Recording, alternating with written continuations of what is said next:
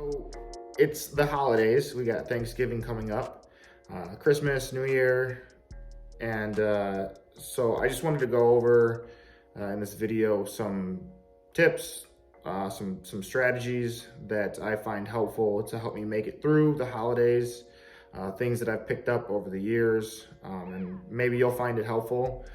Maybe not, but it's stuff that works for me, and I think is kind of a good idea to try in terms of having a strategy instead of just hoping that you make it out of the holidays without picking up an extra, 10 or 15 pounds or whatever people gain.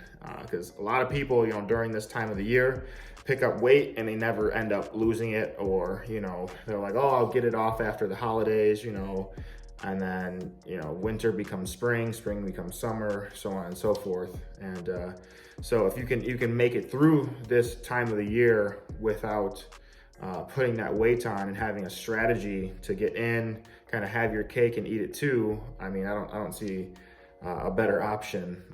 But you got to have a strategy. So with that being said, let's get into some of the things that I picked up over the years. And the first one is don't fast, right? So I used to do intermittent fasting for like 2 years. I did it for like 2 years in a row when I first started lifting. And it's a great tool. It helped me get lean for the first time, like really lean for the first time. Taught me a lot about like dealing with hunger and, that you're not gonna die if you get hungry. And like I said, it's a useful tool, but also if you push it too far, you can easily overeat. So if you're talking about just whole foods, single ingredient items, it could be really hard to overeat that in your eating window. But for the holidays, we're talking about really calorie dense foods. So it's not hard to overeat those in a short amount of time. And so you think about fasting, especially if you're not used to fasting, you're going to be hungry. You're not used to being hungry like that. And then there's a layer of excitement and anticipation on top of that, because you're about to eat some good food. Like, I think we've all been there where you're just like, I'm not going to eat anything. I am actually going to just max out and save all my calories or my appetite for the main meal. You know what I mean?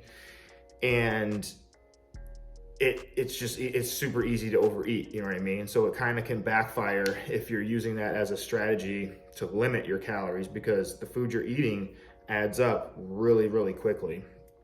So I would say just don't fast. Actually get some food in ahead of time to kind of blunt that hunger and blunt that so you're not ravenous when you get there and all hyped up to eat this food, But what you eat ahead of time matters, and that's where protein leveraging comes in.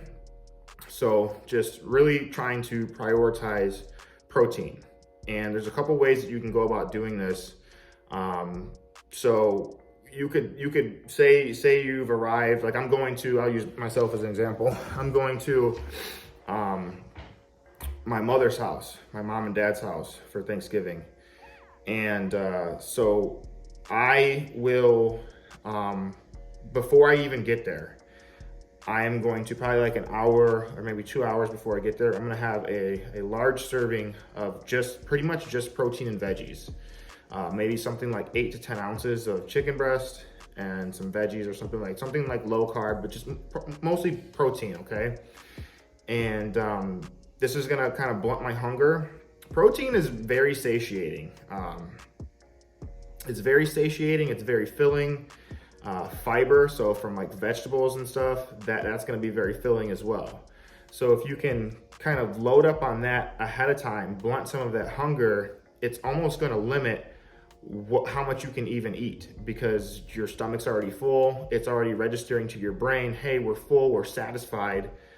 You know what I mean? How much are you gonna eat beyond that? That's something that I do on some of my cheat meals too. I'll actually, I could have like a Domino's pizza or something like that, and I'll actually oftentimes eat like 8 ounces of chicken breast before I even go to the pizza.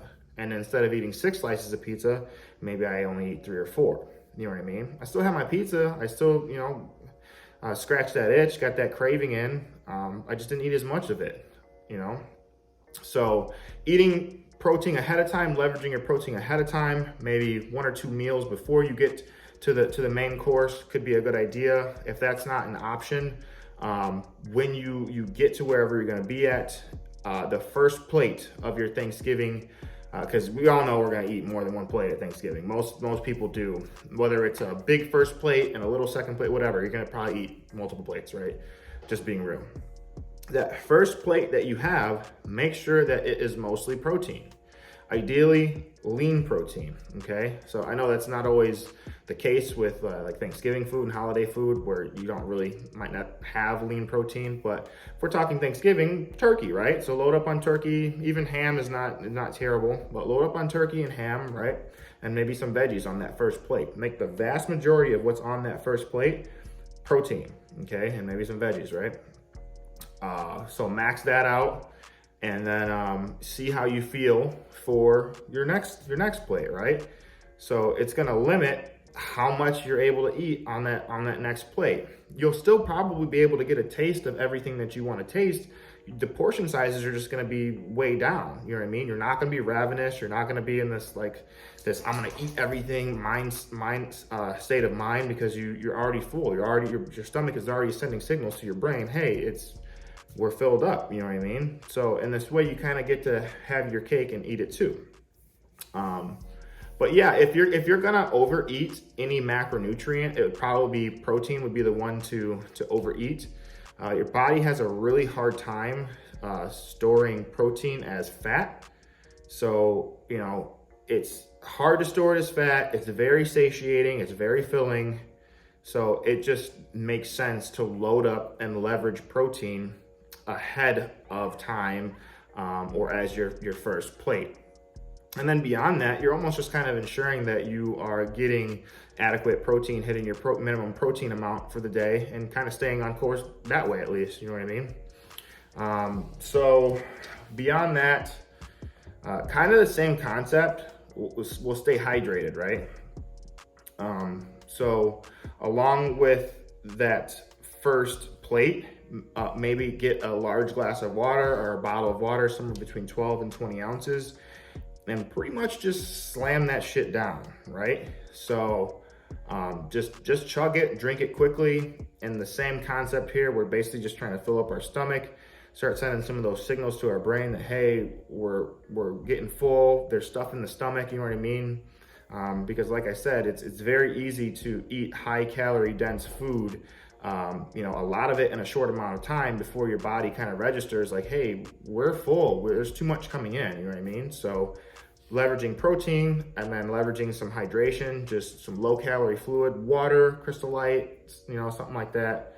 Or like a little meal drink or anything that doesn't have really calories in it. Load up on that before you move into your main meal. And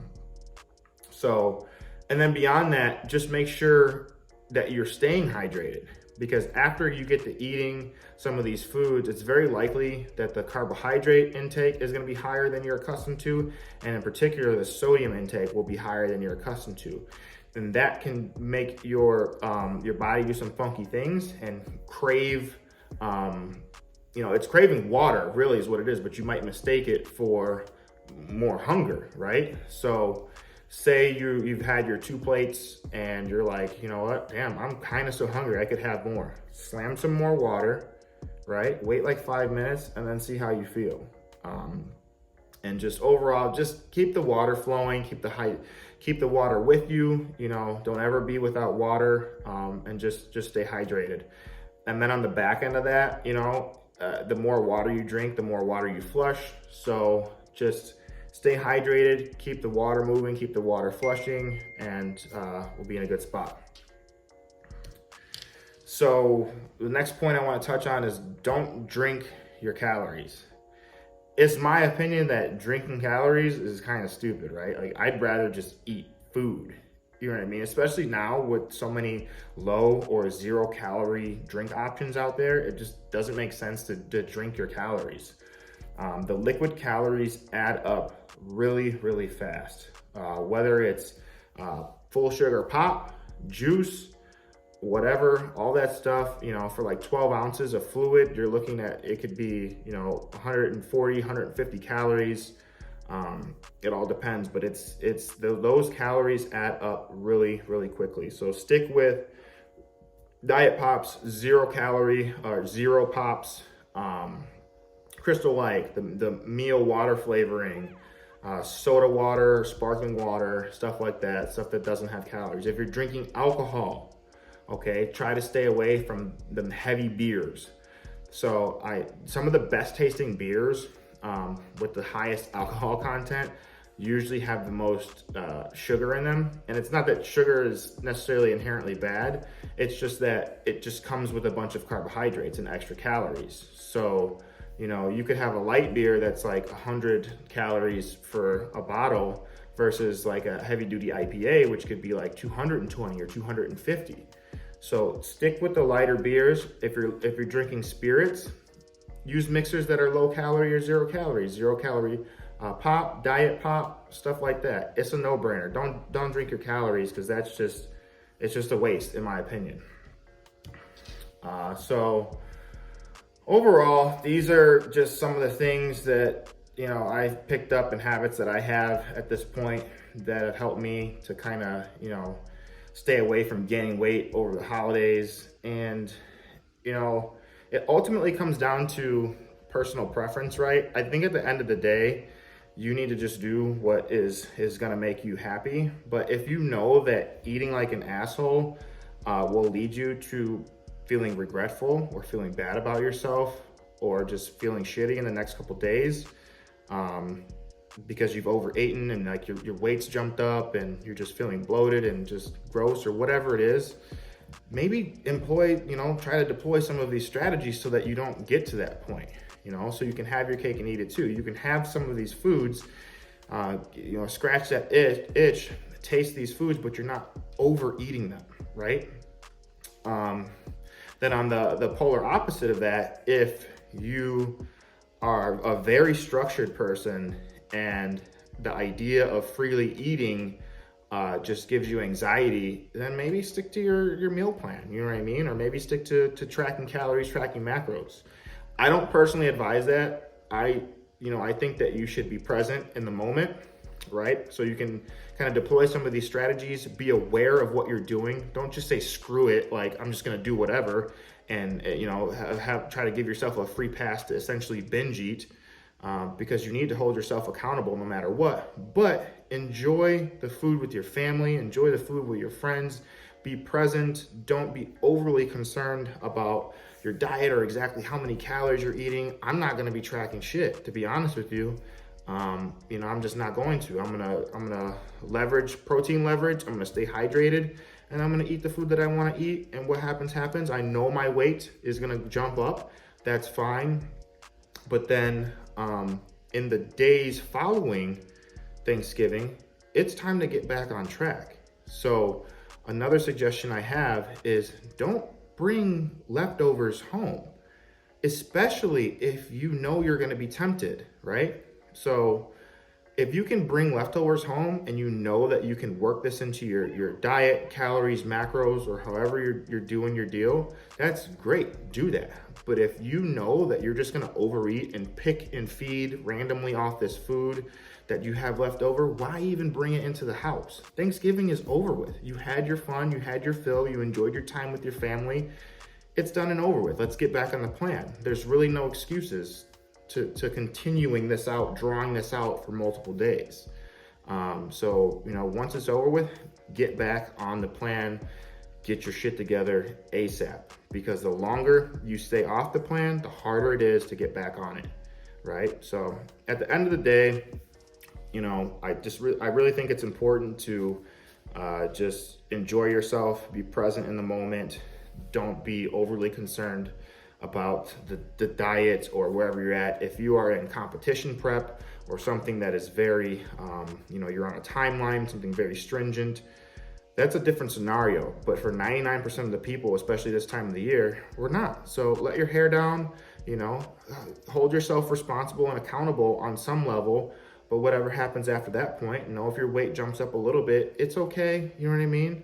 But you know, leverage protein, try to stop yourself from overeating. If your weight jumps up, it's not a big deal. Get back on plan the next day.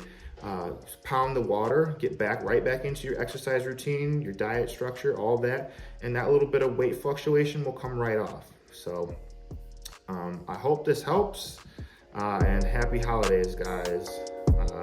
Take it easy.